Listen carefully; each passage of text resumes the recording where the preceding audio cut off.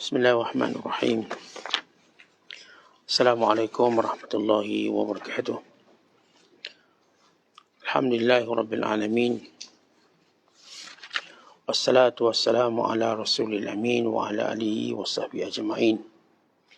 Subhanaka la ilma lana illa ma 'allamtana innaka antal alimul hakim. Rabbi shrah li sadri wa yassir li amri wahlul 'uqdatam min lisani yafqahu qawli wa ba'du. Qala al-musannif rahimahullahu ta'ala wa nafa'ana Allahu bihi wa bi 'ulumihi fid dharain amin. Berkata Imam al-Allamah Syekh Abdul Qadir Al-Jilani, semoga Allah Ta'ala merahmatinya dan kita mendapat manfaat serta barakah ilmunya. Ajal itu boleh datang pada bila-bila masa sahaja. Wahai gulam, mungkin bila terbit matahari besok dan engkau sudah tiada lagi di atas muka bumi ini dan berada dalam kubur. Ataupun mana tahu saat-saat ini adalah detik-detik terakhir dari umurmu. Wahai, mengapa sampai begitu lalai sekali? Alangkah kerasnya hati kamu. Apakah kamu sekalian batu? Aku terus menerus mengingatkan kamu. Dan selainku juga mengingatkan kamu. Namun begitu kamu tetap tidak berubah. Sama sahaja. Al-Quran dibaca di hadapan kamu. Berita-berita Rasulullah sallallahu alaihi wasallam dan kisah-kisah orang-orang yang terdahulu dibacakan kepada kamu. Tetapi kamu sama sekali tidak mengambil pelajaran apapun daripadanya. Tabiat kamu sama belaka. Dan amalan kamu tidak pernah berubah. Siapa yang berada di suatu tempat dan dia tiada mendengar nasihat, maka dia itu adalah sejahat-jahat manusia di tempat itu. Muslimin dan muslimat sedang penonton yang dirahmati Allah sekalian, Syekh Abdul Qadir mengingatkan kepada kita, sebagaimana diingatkan kepada kita oleh semua para alim ulama, semua orang soleh. Bukan sebagaimana diingatkan kepada kita sebelum dan sebelum itu oleh Nabi kita Muhammad sallallahu alaihi wasallam dan semua para nabi. Bukan diingatkan berkali-kali oleh pencipta kita, oleh Allah Subhanahu wa taala, bahawa kita akan mati. Tidak pernah terkecuali. Siapapun dia, bagaimana keadaannya, statusnya, kedudukannya dalam masyarakat. Maka ini ketetapan Allah semenjak azali. Tidak ada makhluk yang Allah Ta'ala ciptakan dari dulu sampai hari ini yang terselamat daripada kematian. Walau apapun kelengkapan dan persediaan yang dibuat. Walau bagaimanapun tinggi kuasa dan kuat tubuh badannya. Walau bagaimana kaya dan mewah sekalipun. Tidak pernah tercatat dalam sunnatullah mereka-mereka yang dikecualikan. Semua mereka mengambil hukum yang sama. Kullu nafsin za'iqatul maut. Setiap yang bernyawa bukan sekadar mati, tapi akan rasakan kematian.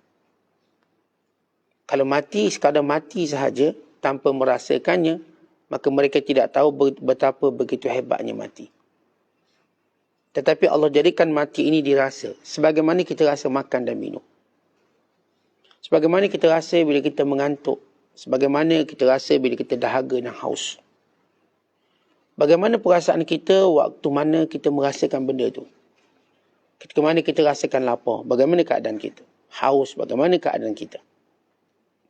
Demikian juga bila Allah Ta'ala menyebut dha'iqah. Kamu akan rasa. Rasa apa? Mati. Mati itu ada rasa, ya, sepahit-pahitnya. Sehingga ia disebut sebagai sakarat. Sehingga ia disebut sebagai ghamarat. Sakarat yang memabukkan kita.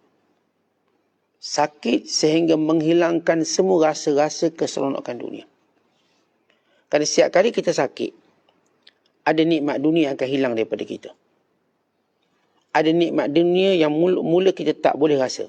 Tuan-tuan demam. Lidah ni jadi semua tawar dan semua pahit. Itu baru demam. Bila kita demam, kita makan mi pun rasa tawar.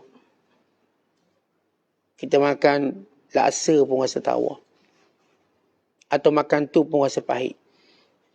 Apa yang kita boleh makan waktu demam? Barangkali cuma minum air masak. Kalau kita sakit yang lain pula, sakit perut, maka semuanya kita tak nak makan. Sakit perut tengok tu tak boleh makan, ni tak boleh makan. Dan bila mana kita sakit yang lain lagi, kiaskan semua jenis penyakit. Lihat bagaimana satu persatu nikmat hilang. Sakit kaki, maka hilang nikmat berjalan. Kalau orang ajak kita melancong sana, melancong sini, tak seronok sebab sakit kaki. Jomlah kita hiking, tak boleh, saya sakit kaki. Jomlah kita ke restoran berdekatan, tak boleh, sakit kaki. Setiap kali kita sakit, ada nikmat yang kita akan hilang rasa. Bukan ada nikmat yang kita tak mampu merasakan lagi, walau sikit pun. Bukan ada nikmat akan terus hilang dalam pandangan kita. Apa kita nak buat bila kita sakit? Nak tidur je. Tidur bererti kita melupakan semua nikmat yang kita ada. Lalu kita pejam mata melupakan nikmat bahawa kita punya isteri, kita punya anak-anak, kita punya kawan-kawan. Maka saya pejamkan mata saya. Kerana saya tak mampu lagi. Bagaimana nanti hari di mana kita merasakan kematian? Bayangkan ketika mana kita merasakan kematian. Apakah ada benda dunia yang merasa enak depan mata kita? Bila hampir kematian kita, yang pertama berlaku dihijab semua dunia daripada kita. Kenapa dihijab? Supaya kita menikmati seluruhnya kesakitan mati. Kita dihijab. Seorang tak akan nampak isterinya yang depan mata dia, atau suami yang berada depan mata dia, anak-anak yang mengelilinginya, kawan-kawan yang berada bersama dekat dengannya, dia tak akan nampak. Bila dekat kematian, dia tak akan nampak. Kenapa? Untuk dia merasakan semua nikmat kematian. Semua kesakitan kematian. Sebab itu disebut juga, selain pada sakarat dengan perkataan ghamarat. Ghamarat yang meliputi seluruh diri dia. Sehingga tidak ada ruang yang mana dia boleh bernafas. Tak ada ruang. Semua ruang itu kesakitan. Daripada bulu roma dia sampai hujung kuku dia. Semuanya. Tetapi bila kita berada dalam situasi ini, apa yang kita nak buat? Kalau kita tahu kita akan berada pada situasi ini, apa yang kita nak buat? Saya yakin, saya percaya kalau siapa pun yang ada iman, yang ingin dilakukan ialah kembali pada Allah. Yang ingin dilakukan ialah melakukan amal soleh. Ada seorang ulama namanya Bilal bin Sa'ad rahimahullahu ta'ala. Bilal bin Sa'ad berkata, kalau dikatakan pada seseorang daripada kita, apakah kamu nak mati? Hal turidu an tamut? Nak mati tak? Jadi kalau saya tanya pada tuan-tuan depan ni, yang menonton pada pagi ini, tuan-tuan nak mati? Maka pasti jawapannya tak nak. Kita tidak mau mati. Lalu kalau ditanya, kenapa tak nak mati? Kalau saya tanya tuan-tuan, nak mati tak? Tak nak. Saya tak nak mati. Nak mati tak sekarang? Saya tak nak. Kenapa tak nak mati sekarang? Maka pasti kita jawab sebab saya nak tambah amalan. Tak ada orang kata tak sebab saya nak tambah duit. Atau saya nak tambah bini, tak nak mati lagi. Atau saya nak tambah projek saya. Kalau seorang kata pada kita, nak tak mati sekarang? Kita akan kata tak nak. Kalau ditanya kenapa? Sebab saya nak tambah amal soleh. Lalu bila dikatakan kepada orang ni, baik kalau begitu sekarang lakukan amal soleh. Pergi ambil Quran baca sekarang. Tak boleh, saya ada kerja lain. Saya akan buat kemudian. Lalu kata Bilal bin Sa'ad, fala yuhibbu an yamut wala yuhibbu an ya'mal fa yuakhir amal Allah wala yuakhir amal dunia. Orang ni takut mati, tapi dia juga tidak mau beramal. Bukan dia menangguhkan ibadatnya pada Allah hanya semata-mata nak segerakan dunianya. Artinya kalau kita faham elok-elok kata-kata Bilal bin Sa'ad, nak mati tak sekarang? Kita kata tak. Kenapa saya nak tambah amal soleh? Baik, sekarang beramal soleh. Tak boleh, saya ada musyarat ni. Tak boleh. Saya ada janji dengan orang, saya nak pergi makan nasi lemak. Saya ada janji. Baik, lihat, dia mengakhirkan amalannya dengan Allah. Dia tidak mau mengakhirkan amalannya dengan manusia, dengan dunia. Maka waktu itulah dia akan menyesal bila datang kematian. Tentang kena ingat mati itu, Syekh Abdul Qadir sebut bukan sekadar esok. Bila-bila saat. Saat mana pun. Sekarang. Ke mana kita sedang melakukan sesuatu. Sama ada yang kita suka atau yang kita tak suka. Kalau Allah Ta'ala nak datangkan kematian, maka tidak dipeduli apakah kita sihat atau berbadan atau berpenyakit. Apakah kita bersendirian ataupun bersama orang ramai. Apakah kita sedang berada pada kemuncak nikmat atau berada pada keadaan yang teruk dalam kehidupan kita. Sebab itu kata Nabi SAW, antara sifat manusia, baginda menyatakan, ma min ahadin yamut illa nadima. Qalu ya Rasulullah wa ma nadamatuhu? Qal in kana muhsinan nadima alla yakuna izdad. Wa in kana musian nadima alla yakuna naza'. Semua orang bila mana dia mati, dia menyesal. Lalu kata baginda sallallahu alaihi wasallam, bila sahabat tanya, ya Rasulullah, kaifa nadamatuhu? Macam mana dia menyesal? Sebab sahabat berfikir, kan ada orang baik-baik, takkan menyesal juga orang baik-baik. Kata baginda sallallahu alaihi wasallam, in kana muhsinan nadima alla yakuna izdad. Kalau dia orang baik, dia menyesal kerana tak tambah amalan dia. Ni orang dah baik ni, mati, menyesal lagi sebab tak tambah amalan. Wa in kana musian, kalau dia jahat, nadima alla yakuna naza'. Kalau dia jahat, dia menyesal kerana dia tak berhenti segera maksiat dia. Kalaupun dia tak boleh buat baik, katakan dia nak berhenti maksiat. Kerana berhenti pada buat maksiat itu ialah satu ibadat. Kan itu kita lihat bila Allah menceritakan penyesalan manusia. Bila mana Allah Ta'ala berfirman, hatta idza jaa ahadahumul maut qala rabbirji'un la'alli a'malu salihan fima tarak kalla innaha kalimatun huwa qailuha wa min waraihim barzakhun ila yaumi yub'atsun. Sehingga bila datang kepada kamu kematian. Bila datang kepada kamu kematian, lalu dia akan berkata, wahai Tuhanku, pulangkan aku kembali hidup di dunia, supaya aku dapat melakukan amal soleh. Tak ada seorang pun nak pulang ke dunia sebab nak tengok balik bini dia yang ditinggalkan. Tak ada seorang pun nanti bila mati, bila saya mati, tuan-tuan mati, tak ada seorang pun minta, ya Allah kembalikan aku sebab aku nak tengok kucing yang aku bela dulu. Ya Allah kembalikan aku sebab aku nak tengok kebun durian aku, dah menjadi ke belum? Ya Allah kembalikan aku ke dunia, aku nak tengok kawan-kawan aku. Ya Allah kembali aku ke dunia, aku nak tengok balik projek aku, jaya ke tak? Tak ada seorang pun minta yang tu. Semua akan minta, la'alli a'malu salihan fima tarak. Semoga saya dapat melakukan amal soleh yang saya tinggal. Disebut perkataan amal soleh yang kita tinggal. Tuan-tuan, macam mana pun kita buat amal soleh, ada amal soleh kita tinggal. Katakan kita baiklah. Baik, kita tanya satu soalan pada diri kita. Apakah semua benda baik kamu buat? Kita kata tak, saya tak buat semua baik. Maka itu kamu akan nyesal. Kan itu kita diajar untuk tidak tinggal mana-mana kebaikan. Tidak meremehkan mana-mana kebaikan. Dan tidak ada niat pun meninggalkan mana-mana kebaikan. Selemah-lemah kita berniat untuk buat semua kebaikan. Tentang kalau kita niat pun tak ada, maka rugilah kita. Niat tu pahala free. Niat. Saya berniat hari ni semua kebaikan saya nak buat. Saya takkan kata, ni saya nak buat, ni saya tak nak buat. Rugi kita. Sebab nanti kita akan menyesal sebab kebaikan yang kita tinggalkan. Bukan kita tak buat baik, tapi ada kebaikan yang kita lepaskan. Sebab itu syiar orang beriman, dia tak akan cukup dengan satu kebaikan. Dan tidak juga berhenti dengan kebaikan. Dan tidak ada niatnya, tak akan berhenti untuk berniat baik. Atau selemah-lemah kita, saya katakan jangan berhenti niat untuk buat baik. Sama ada dalam kemampuan atau dalam keadaan ketidakmampuan. Even saya tak kaya pun, saya berniat kalau saya kaya, saya akan buat itu dan ini yang baik-baik.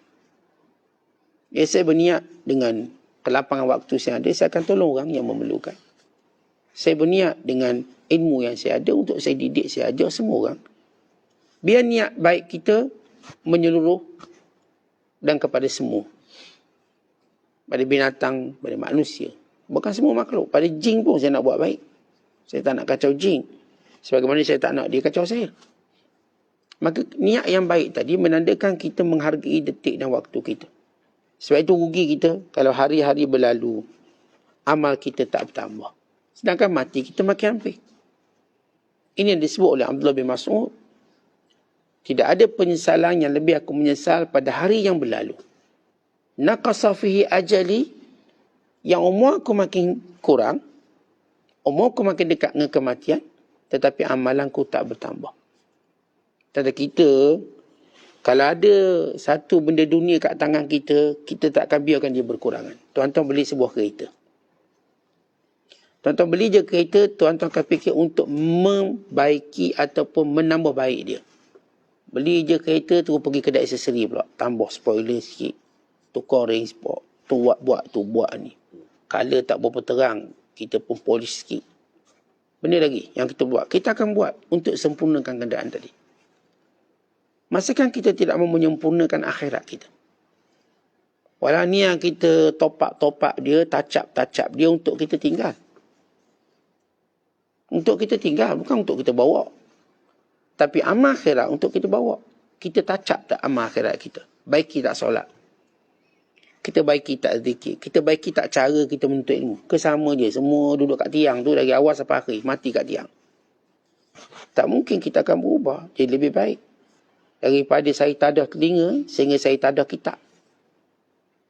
Daripada tadah kitab sehingga saya mencatat. Daripada saya mencatat pada kertas, akhirnya saya mencatat pada hati saya. Akhirnya saya mencatat pada akhlak dan tabiat saya. Akhirnya saya akan mencatat pada orang lain. Maka perkembangan itu perlu ada. Tuan-tuan sendiri menganggap tuan-tuan gagal kalau duniawi yang tuan-tuan ada, kita tak baiki. Kita tak baiki. Bagaimana akhirat kita? Bayangkan, tuan-tuan sekalian, kalau tuan-tuan kerja lah. Gaji pun besar. Berapa gaji? Adalah 20,000, 30,000. Kemudahan pun banyak. Banyak kemudahan. Dapat bilik seorang, komputer, line, telefon 7 free. Apa lagi kemudahan? Ada kenderaan, ada driver. Tiba-tiba bos pun panggil. Ni, anta mafsul. Kamu dipecat. Tahu waktu kita dengar waktu kita dipecat. Dengan segala gaji besar, segala kemudahan, tuan-tuan rasa apa hari tu? Nyesal, silap aku kat mana? Salah aku kat mana? Sedangkan aku tahu tuanku ni, majikan aku ni orang baik. Baik. Mesti salah aku, dia tak akan pecat. Mereka salah. Salah kat mana? Kita mula ingat, oh rupanya duduk jabat kita kuat tidur. Kita kuat bersembang, kerja tak sempurna. Baru nampak. Terbayangkan nanti akhirat kelak. Bila kita berdiri di hadapan Allah. Lalu Allah berkata, masuk dalam neraka. Kalau atas dunia pun, bos kata saya pecat awak, kita dah macam hilang dunia. Habis. Duk bayar macam mana nak beri makan anak bini, macam mana nak teruskan survival hidup kita. Kita kena pecat kat dunia gelap. Pengsang kita. Bagaimana nanti bila Allah Ta'ala putuskan segala nikmat. Dek kecuaian kita, maka penyebab kita masuk neraka. Padahal Allah dah beri nikmat macam-macam kat dunia untuk kita dapatkan syurga. Tapi kita cuai. Kan itu Allah sebut dalam Al-Quran. Wa anzirhum yawmal hastati idh qudiyal am wa hum fi ghaflatin wa hum la yu'minun. Dan berilah peringatan pada mereka pada hari yang ramai manusia menyesal. Bila diputuskan urusan mereka. Bila diputuskan hisab mereka, maka mereka itu berada dalam kelalaian selama ini. Dan mereka tidak beriman dengan sebenarnya. Bila Allah putuskan, menyesal. Kenapa dulu saya tak gitu? Kenapa dulu saya tak begini? Maka kata saya ingat, detik-detik itu akan berlaku. Yang kenapa hati kamu jadi keras sangat macam batu? Kenapa aku ingatkan kamu dan ramai orang ingatkan kamu? Al-Quran mengingatkan kamu. Dibacakan dan kamu baca, kenapa hati kamu ni macam batu? Tak nak berubah. Thumma qasat qulubuhum fahiya kal hijarati aw ashaddu qaswah. Kemudian hati mereka menjadi batu, bahkan lebih keras daripada batu. Kenapa Allah mentakbirkan keras macam batu, tidak takbir keras macam besi? Besi ni tuan-tuan, dibakar cair juga. Besi, kena air berkarat, pecah juga. Hati ni, bakar pun tak dia apa. Kalau batu, dibakar tak dia apa. Makin bertambah panas dia. Jadi panas. Kita nasihat, dia makin panas. Kita nak nasihat, suruh dia jadi baik. Nasihat dia jadi panas. Panas sendiri. Dia pun menolak nasihat mentah-mentah. Ni tak ada kerja lain. Perli orang ni. Kata kat orang dah ni. Bila kita kata kat awak lah. Supaya awak berubah. Bila besi tu bengkok. Kita ketuk besi supaya dia jadi lurus. Takkan nak ketuk kepala orang. Saya akan ketuk besi tu yang bengkok. Sekarang yang bengkoknya kamu. Maka saya akan ketuk kamu supaya lurus. Para ulama akan ketuk kita sampai kita lurus. Kita pun nak marah. Ustaz ni kata orang pandai. Ustaz ni perli orang. Kita sini menolak nasihat. Kita sini jadi panas. Macam saya katakan umpama bila Allah takbirkan manusia degil ni macam batu. Dibakarnya, dia jadi panas. Dan dia tak nak hancur, dia tak nak luluh. Dia duduk degil macam tu. Kita ingatkan dia, kita ingatkan perkara tu, ingatkan perkara ni. Maka akhirnya, dia menganggap nasihat itu musuh dia. Sejahat-jahat manusia, kata Syekh Abdul Qadir. Yang dia tidak mahu mendengar nasihat di tempat dia. Pada keadaan dia memerlukan nasihat. Lalu dia mengabaikan nasihat, ini sejahat-jahat manusia. Jahat. Orang tak nak dengar nasihat ni jahat. Tentu kalau ada gangster dengan segala jahat dia. Tapi kalau kita cakap dia dengar, dia jauh lebih baik. Sebab manusia ni baik kerana nasihat. Kita baik kerana nasihat. Sebab itu kata baginda sallallahu alaihi wasallam, ad-dinu nasihah. Agama tu nasihat. Nak tahu nilai baik kita atau tak baik, lihat bagaimana kemampuan kita menerima nasihat. Kalau kita orang baik ni tuan-tuan, kita dapat terima nasihat daripada mana-mana pun. Orang yang kita kenal, orang yang kita tak kenal, orang yang kita suka, orang yang kita tak suka. Kita boleh dengar nasihat tu pagi, tengah hari, petang. Kita tak ada kata, saya cuma dengar nasihat pagi je, petang dengan nasihat saya. Saya cuma dengar nasihat waktu saya bersendirian. Kalau saya tengok ramai, jangan nasihat saya. Bukan begitu, orang baik. Maka, di mana pun dia boleh dengar nasihat. Siapa pun. Kerana keinginannya untuk kembali pada Allah. Sebab tuan-tuan, yang beri nasihat bukanlah maksud dia mulia pada kita. Tidak juga kita bermaksud bila kita dinasihati, kita orang yang paling jahat. Bukan, tapi perlu kita tahu, bila kita diberi nasihat, maknanya Allah nak suruh kita jadi lebih baik daripada kita sekarang. Bila kita dengar nasihat, bererti Allah nak jadikan kita lebih dekat kepada dia berbanding sekarang. Bila kita dengar nasihat, bererti Allah nak beri kita lebih kecerdikan berbanding cerdik kita sekarang. Umpama nasihat tu macam beri duit. Walaupun tuan-tuan ada duit, tuan-tuan nampak duit tu masih berfungsi. Tambah lagi duit kita. Kita dah ada 10,000. Saya nak bagi 1,000, nak. Mesti kita nak. Dibagi RM1 pun kita ambil. Sebab dengan RM1 pun bertambah duit kita. Berapa pun dibagi, kita terima. Tiba-tiba orang bagi duit, kita tolak. Sebab apa tolak? Tak nak. Akhirnya kita menyesal pada hari kita perlukan dia. Oleh sebab itu Allah Ta'ala sebut dalam Al-Quran. Wa anibu ila rabbikum. Wa aslimu lahu min qabli an ya'tiyakumul adhabu baghtatan thumma la tunsarun. Wa anibu ila rabbikum. Wa aslimu lahu min qabli an ya'tiyakumul adhab thumma la tunsarun. Kembalilah pada Allah. Tunduklah kepada Allah. Sebelum datang kepada kamu azab, waktu kamu tak akan diberi lagi pertolongan. Sebelum datang azab, tuan-tuan, kembalilah pada Allah. Azab pertama yang dirasakan oleh manusia ialah mati. Belum kita mati ni, tuan-tuan, baliklah pada Allah. Umur kita dah berapa? Apakah belum cukup dunia yang kita ada? Apakah belum cukup lalai kita selama ni? Tak cukup lagi ke lalai? Apakah belum cukup lagi maksiat kita buat? Walau kita pun dah jemu dah buat maksiat. Dah berhentilah, dah jemu dah. Kita pun tak tahu lagi nak buat maksiat apa lagi. Dah pening pada fikir nak buat maksiat apa lagi. Dah banyak sangat buat maksiat. Dah lah, berhentilah. Umpama kita makan, kita mula-mula makan seronok lah. Lepas kenyang tu, tak akan lagi seronok bila makan. Maka orang yang tengok tu, dah berhentilah makan. Awak makan pun dah tak seronok dah. Yang buat maksiat, dah tak seronok dah buat maksiat. Tua-tua buat maksiat. Seronok ke? Dah tak seronok dah. Tak rasa apa dah. Yang mula-mula dulu mungkin waktu muda, waktu buat maksiat, seronok. Dah tua-tua ni, seronok ke buat maksiat? Macam mana pun orang tu rasa seronok buat maksiat, akan ada waktu dia tak rasa apa pun nikmat maksiat tu. Umpama kita makan, macam mana pun orang tu kaki makan, akan sampai waktu dia akan hilang nikmat makan. Tuan-tuan kata, okey sedap, cari seorang, okey, awak suka makan apa? Saya suka makan wayu, okey tak apa. Saya nak buat wayu 40 kilo nak suruh makan. Kiloan yang pertama sedap. Bunyi je lah jari. Kiloan yang kedua, mata dah terbeliak, lain macam. Masuk 4 kilo dah nampak mata macam sakratul maut. Bagi tambah lagi ni, kilo yang ketujuh makan. Oh, masa dah muntah keluar balik. Yang dalam tu keluar. Disumbat. Jangan kata yang ni tak masuk. Yang dalam keluar sekali. Yang dalam tak nak jumpa yang baru ni. Keluar.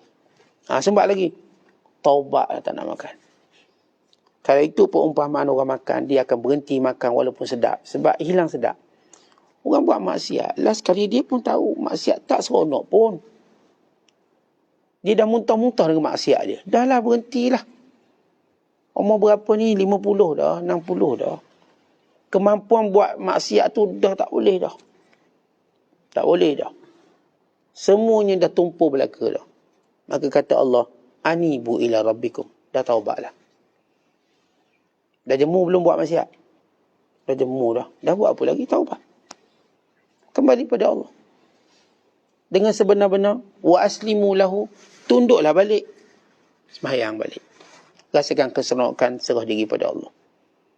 Min qabli an ya'tiyakumul azab. Jangan sampai datang azab Allah.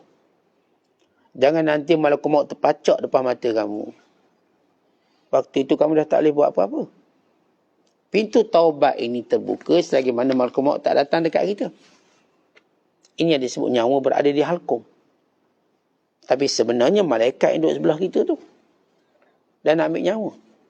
Sebab itu jangan lagi panjang angan-angan. Jangan lagi banyak taswir. Banyak lagi nantilah.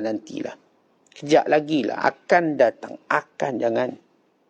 Sebab itu kata Nabi SAW satu hari. Rasul buat satu garisan. Kemudian Nabi buat satu garisan sebelahnya. Kemudian Nabi buat garisan lebih jauh sikit. 3 garisan. Pertama, 2, jauh sikit, 3. Kata baginda SAW, haza insan, ni manusia.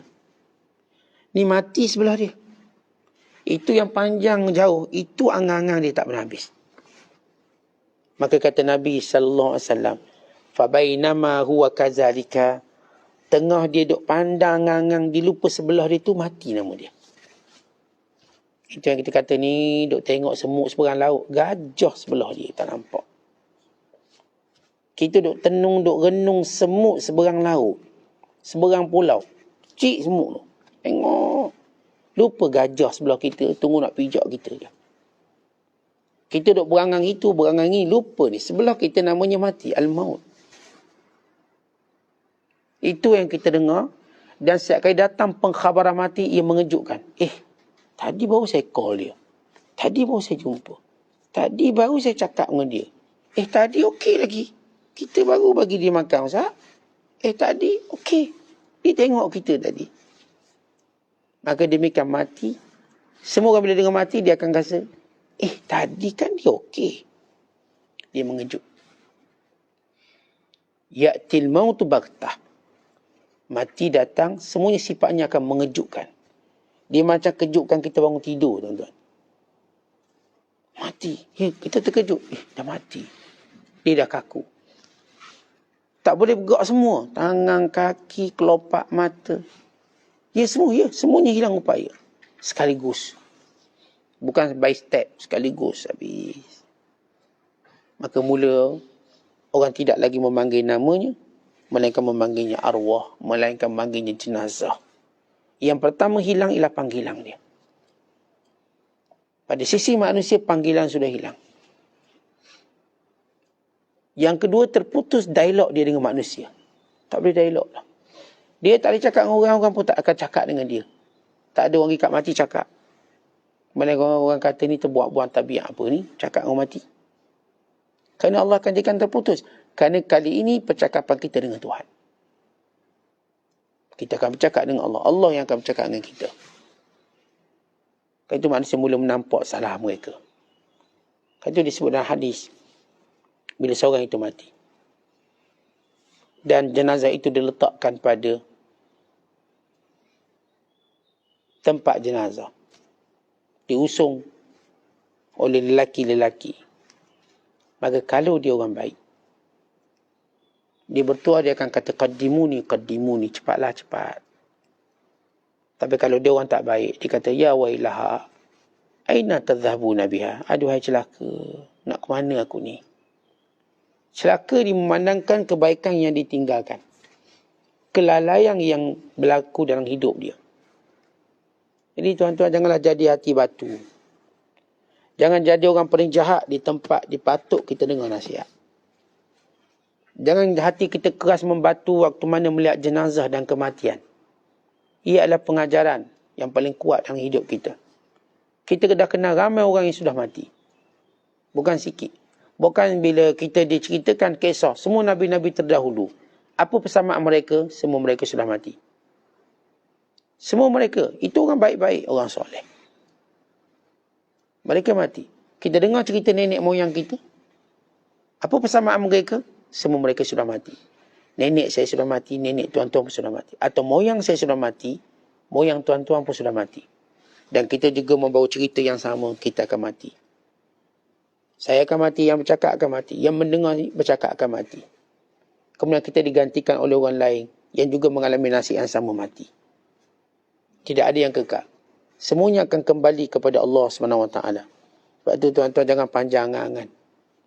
Disebut dalam hadis, Nabi menyatakan, inna akhwafa ma akhafu ala ummati al-hawa wa tulul amal.